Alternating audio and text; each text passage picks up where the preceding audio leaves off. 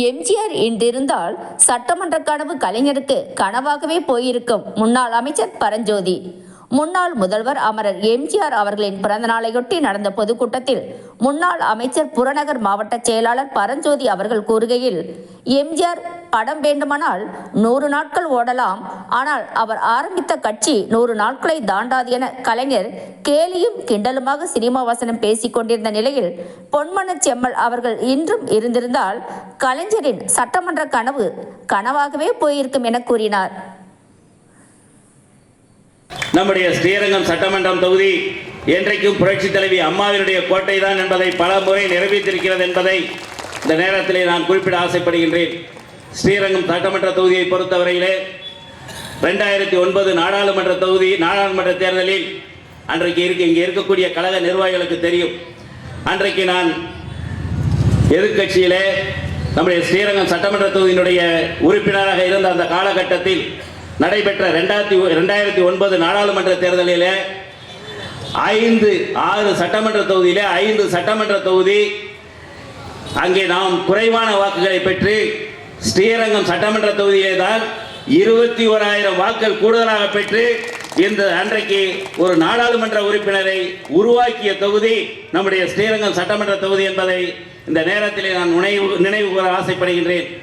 நம்முடைய பொதுச் செயலாளர் அன்றைக்கு கழகத்தினுடைய நிரந்தர பொதுச் செயலாளராக தமிழகத்தினுடைய ஒப்பற்ற தலைவியாக இருந்த புரட்சி தலைவி அம்மா அவர்கள் 2011 நம்முடைய ஸ்ரீரங்கம் சட்டமன்ற தொகுதியிலே தேர்ந்தெடுக்கப்பட்டு தமிழகத்தினுடைய முதலமைச்சராக வந்ததற்கு பிறகுதான் இந்தியாவிலே எந்த சட்டமன்ற தொகுதியிலும் இவ்வளவு நலப்பணிகள் வளர்ச்சி பணிகள் நடைபெறவில்லை என்கின்ற அளவிற்கு நம்முடைய ஸ்ரீரங்கம் சட்டமன்ற தொகுதியில் பல்வேறு நலத்திட்டங்கள், இன்றைக்கு அதையெல்லாம் நாம் இங்கே எடுத்துச் சொல்ல வேண்டும் என்று சொன்னால் பணிகாலம் நேரம் போதாது.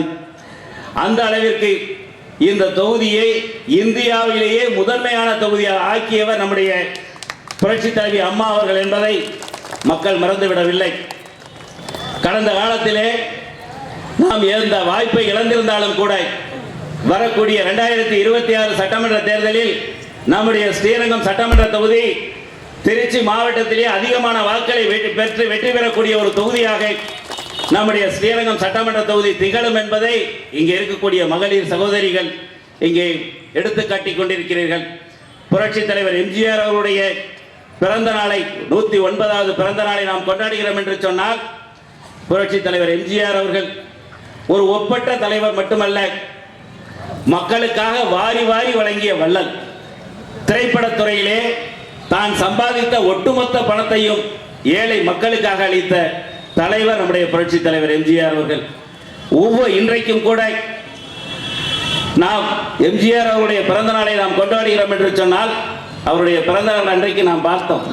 ஒரு சாதாரண ஒரு சின்ன கிராமம் மட்டுமல்ல, 2 வீடு இருக்கிற 3 வீடு இருக்கக்கூடிய பகுதிகளிலே கூட புரட்சி தலைவர் எம்ஜிஆருடைய படங்களை வைத்து அன்றைக்கு அவர்கள் மாலை வைத்து அந்த காட்சியை நாம் பார்க்கின்ற பொழுது, எத்தனை ஆண்டுகள் ஆனாலும் புரட்சி தலைவர் எம்ஜிஆர் அவர்களை இந்த நினைவை யாராலும் அகற்ற முடியாது என்பதைத்தான் புரட்சி தலைவர் எம்ஜிஆருடைய பிறந்த நாட்கள் உணர்த்தி கொண்டிருக்கின்றன. இந்த மண்ணை விட்டு மறைந்தாலும் மக்கள் மனதிலே வாழ்ந்து கொண்டிருக்கக்கூடிய தலைவராக நம்முடைய புரட்சி தலைவர் எம்ஜிஆர் அவர்கள் திகழ்ந்து கொண்டிருக்கின்றார்கள். புரட்சி தலைவர் எம்ஜிஆர் அவர்கள்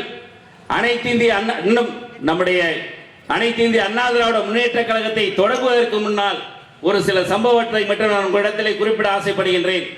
1967 ஜனவரி மாதம் 12ஆம் தேதி புரட்சி தலைவர் எம்ஜிஆர் அவர்களை நடிகர் MR ராதா அவர்கள் துப்பாக்கியால் சுடுகிறார்.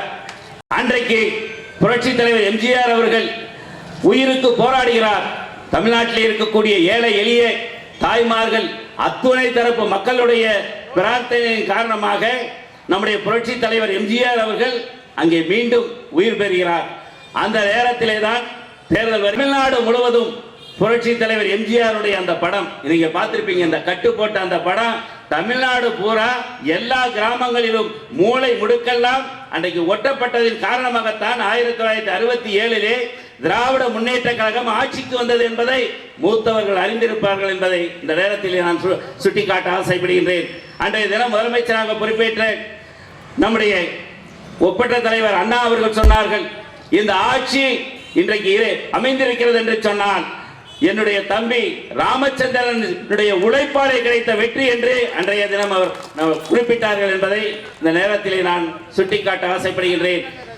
அண்ணாவினுடைய மறைவிற்கு பிறகு திராவிட முன்னேற்ற கழகத்தினுடைய தலைவராக பொறுப்பேற்ற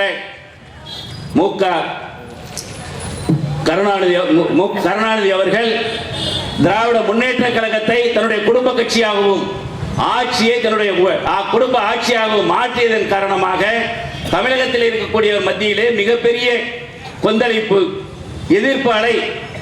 அன்றைய தினம் நம்முடைய புரட்சி தலைவர் எம்ஜிஆர் அவர்கள் கட்சியினுடைய வரவு செலவு கணக்கை பற்றி கேட்கின்ற நேரத்தில் அவரை கட்சியை விட்டு நீக்குகிறார். இங்கே இருக்கக்கூடிய இந்த பகுதியில் இருக்கக்கூடியவர்கள் அரசியல் விழிப்புணர்வு பெற்றவர்கள். இந்திய அரசியல் துணைக்கண்டத்திலே மட்டுமல்ல, உலக அரசியல் வரலாற்றிலேயே ஒரு அரசியல் கட்சியில் இருக்கக்கூடிய ஒருவரை கட்சியை விட்டு நீக்குகின்ற பொழுது புரட்சி தலைவர் எம்ஜிஆர் அவர்களுக்கு ஏற்பட்ட அந்த ஆதரவு அலை உலகத்திலே யாருக்கும் ஏற்படவில்லை. எம்ஜிஆர் அவர்களுடைய புகைப்படத்தை, அந்த போட்டோவை வாகனத்திலே ஒட்டினால்தான் எந்த வாகனமும் செல்ல முடியும் என்கின்ற வரலாறை படைத்தவர் நம்முடைய புரட்சி தலைவர் எம்ஜிஆர் அவர்கள். இன்னும் சொல்ல போனால் அரசு வாகனமே கூட புரட்சி தலைவர் எம்ஜிஆருடைய படத்தை ஒட்டாமல் ஒரு ஊரில் இருந்து இன்னொரு ஊருக்கு செல்ல முடியாத நிலை, அந்த வரலாறை படைத்தவர் நம்முடைய புரட்சி தலைவர் எம்ஜிஆர் அவர்கள். 1972 ஆண்டு அக்டோபர் மாதம் 17ஆம் தேதி அனைத்து இந்திய அண்ணா திராவிட முன்னேற்ற கழகத்தை நம்முடைய ஒப்பற்ற தலைவர் தொடங்கிய நேரத்திலே அன்றைக்கு முதலமைச்சராக இருந்த கருணாநிதி என்ன பேசினாரு உங்களுக்கு தெரியும். எம்ஜிஆருடைய திரைப்படங்கள் வேண்டுமானால் 100 நாட்கள் ஓடும், ஆனால் அவர் ஆரம்பித்திருக்கக்கூடிய கட்சி 100 நாளை தாண்டாது என்றெல்லாம் கேலியும் கிண்டலும் பேசினார். எந்த புரட்சி தலைவர் எம்ஜிஆர் அவர்கள் உயிரோடு இருந்தாரோ, உயிரோடு இருக்கின்ற வரை கருணாநிதியால் முதலமைச்சர் பதவியை நினைத்து கூட பார்க்க முடியாத வரலாறை படைத்தவர் புரட்சி தலைவர் எம்ஜிஆர் அவர்கள். 10 ஆண்டு காலம் கருணாநிதியால் அந்த கோட்டை பக்கமே வர முடியாது என்கின்ற நிலையை உருவாக்கிய வரலாற்றுக்கு சொந்தக்காரர் புரட்சி தலைவர் எம்ஜிஆர் என்பதை மக்கள் மறந்துவிடவில்லை. 10 ஆண்டு காலம் தமிழகத்திலே பொற்கால ஆட்சி நடத்தினார்கள். அவருடைய மறைவிற்கு பிறகு புரட்சி தலைவர் எம்ஜிஆர் அவருடைய தொண்டர்களுக்கு தாயாக இருந்து நம்முடைய புரட்சி தலைவி அம்மா அவர்கள் இந்த இயக்கத்தை வெற்றி பாதையிலே கொண்டு சென்றார்கள். நாடாளுமன்றத்திலே 3வது மிகப்பெரிய கட்சி என்கின்ற வரலாற்றை படைத்தவர் நம்முடைய அம்மா அவர்கள். 16 ஆண்டு காலம் தமிழகத்திலே பொற்கால ஆட்சி. அவருடைய மறைவிற்கு பிறகு நம்முடைய பொதுச் செயலாளர் அண்ணன் எடப்பாடியார் அவர்கள் தமிழகத்திலே 4 ஆண்டு காலம் மிகச் சிறப்பான ஆட்சி, அம்மாவினுடைய ஆட்சியை வழங்கினார்கள். இந்த ஆட்சி நிலைக்காது என்றெல்லாம் சொன்னார்கள். ஆனால் எப்படி புரட்சி தலைவி அம்மா அவர்கள் ஆட்சி நடத்தினார்களோ அதை போல அண்ணன் எடப்பாடியார் அவர்கள் ஆட்சியை மிகச் சிறப்பாக நடத்தினார்கள். இன்றைக்கு கூட அனைத்து இந்திய அண்ணா திராவிட முன்னேற்ற கழகத்திலே